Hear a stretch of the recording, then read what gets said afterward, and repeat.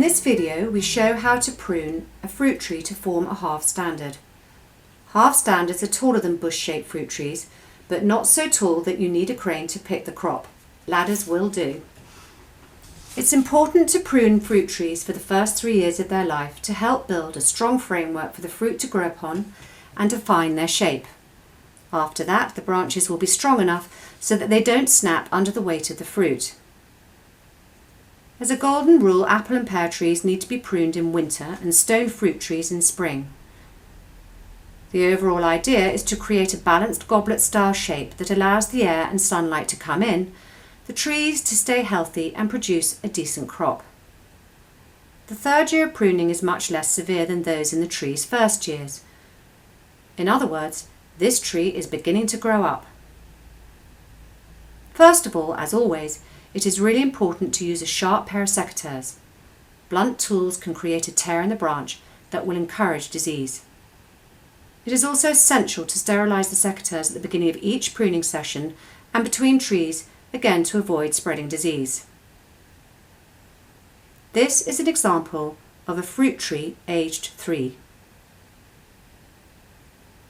The open goblet style shape is clear to see around the main 3 to 4 strong branches pruned and developed from the year before.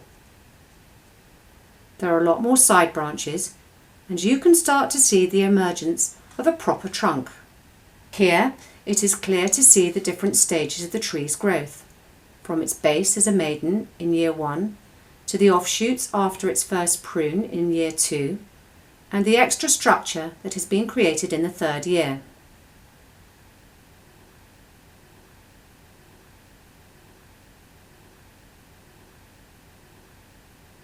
Count 3 to 4 buds up from the bottom of the secondary branches that have been located.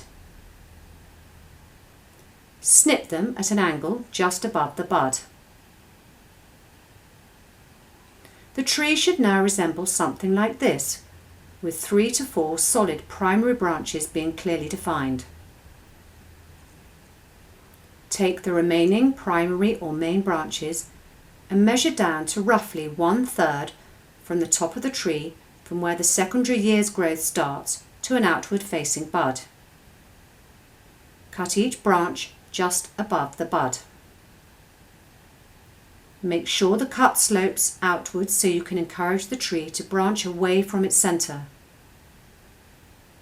It is important to cut the branch at an angle away from the bud so that the water doesn't settle on the crop surface and allow rot to set in.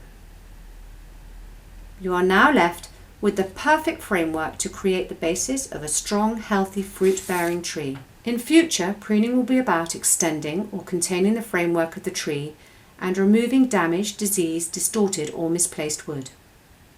You should also start to being able to enjoy some really nice homegrown fruit. Enjoy!